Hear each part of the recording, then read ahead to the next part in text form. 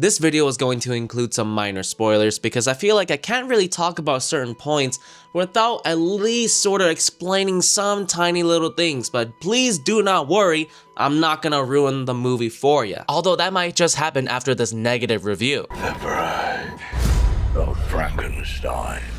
No, just the bride.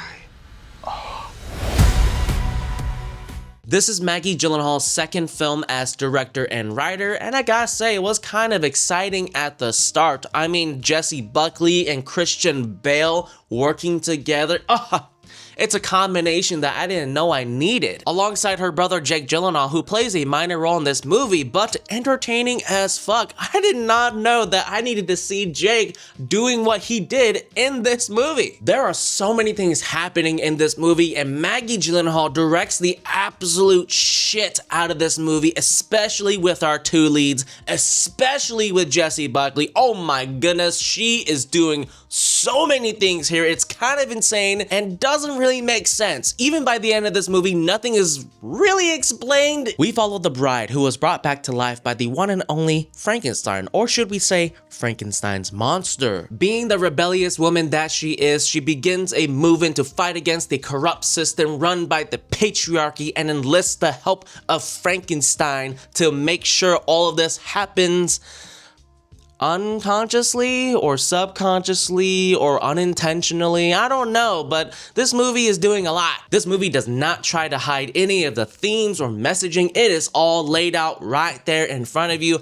Characters just literally saying it. Sometimes it works and sometimes it just really does not. It comes off as pretentious, and a part of me has to wonder if it was done like that on purpose, but it sucked. This movie felt like it was made by a creative that thought that they knew better, that kept thinking that, you know, people who don't understand this, they're just not smart enough to get it. They're just dumb. They're just stupid. Okay, this scene right here, this messaging, this movement that I have my actors doing, okay, there's something there that only the bright ones can understand, can figure out. It was giving me Megalopolis vibes, man. I don't know how else to explain it. Throughout this entire movie, while I was watching it in the theater, I was just thinking, oh my goodness, this is gonna be the Megalopolis 2.0 of 2026. This is Mega 2.0. At least Megalopolis had some insane visuals and some funny ass dialogue that I can look back on and be like, I can giggle and just be like, you know, that's funny. So go back to the club. This movie, The Bride, I don't know what I want to go back on. This movie was not funny. It was kind of serious for 95%. I don't know if I was having a good time or a bad time.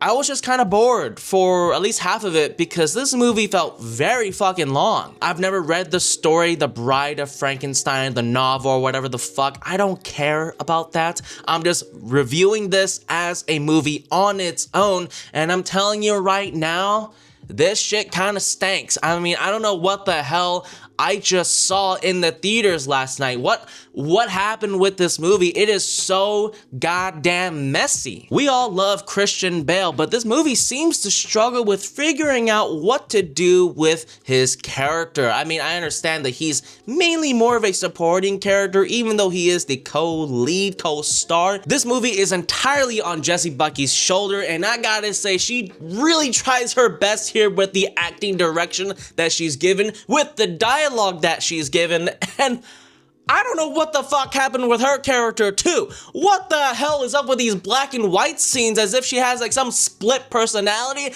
What's going on with her accents? It's like she's constantly switching in and out of like a New York Boston accent and then to a regular sort of no New York Boston accent, and then she switches over to this British woman from the fucking 18th century. I don't know what the fuck is happening. It is entertaining and interesting to watch, and you can tell the actress was having a fun time switching around doing this thing, but at the same time, it makes me wonder, what the fuck, what is happening? Why is this happening? Why is she sort of talking to herself? What is up with this split personality thing?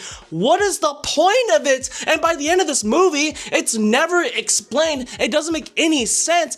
And she was having some kind of split personality even before she became the bride. So I don't know. I'm lost. I'm confused. And this movie doesn't ever take the time to explain anything. I also found myself having a hard time following the plot and the story, if there was any. I mean, I guess according to Google that it is about a rebellious woman starting a riot, starting a protest against the patriotic regime, but this also is trying to be some kind of romantic love story between Frankenstein and the bride, but it's also kind of like a detective story too, with Penelope Cruz and that guy, I forgot his name. Like I said, this movie is trying to do a lot of things within its 2-hour and 7-minute runtime, and yet somehow this movie felt like 4 hours. For some reason, it was just struggling to just keep constant pacing. It was struggling to tell a coherent story within its 2-hour time frame. How do you mess that up? Every time I felt like I was finally putting the pieces together of what this movie was trying to say, what it was all about. You know, I was putting all the puzzle pieces all together, all connected, and then it all just get jumbled again when Jessie Buckley switches accents and becomes this 18th century gothic British woman, which honestly, I kind of dig, okay? I thought it was kind of hot, but it didn't make any sense. What was the point of that? And not to spoil too much of this movie, but there is an insane dance sequence that just comes out of nowhere. How do I talk about this? What the fuck was that? My jaw was dropped, okay? I don't know what that was. I don't know what I just saw. All of a sudden, Christian Bale and Jessie Buckley break into a dance sequence with these other people too that just for some reason started dancing because they're possessed or something. This movie is almost refreshing and charming in a kind of way that I just can't really explain. You know, it felt like I was watching a student film that had a lot of great and interesting ideas but was struggling to connect the dots properly. The romance between the bride and Frankenstein did not feel all that developed or warranted. The detective storyline with Peter Sarsgaard and Penelope Cruz served nothing more than to be pretentious and on-the-nose storytelling, which was just a complete waste of fucking time, which could have been filled with more development with Frankenstein and the bride. The rebellious woman with the bride seems to be the core plot and storyline that the movie wants to focus on, and yet it is trying really hard to also juggle the romance with Frankenstein. So I don't know what this movie is trying to be. Does it want to be a story about the struggle of women and how they need to fight against the system, or is it also trying to be a romance, you know, this beautiful love story, gothic horror love story?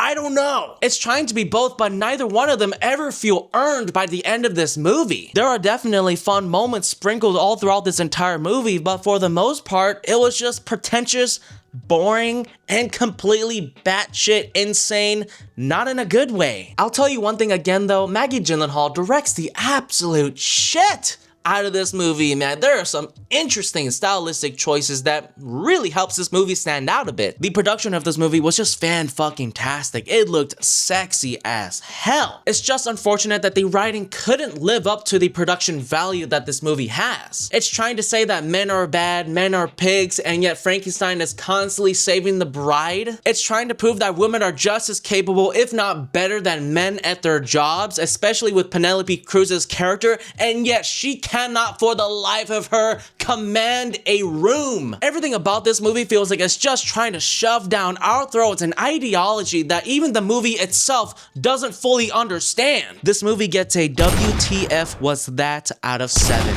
Alright, that's enough of me. I'll catch you guys next time.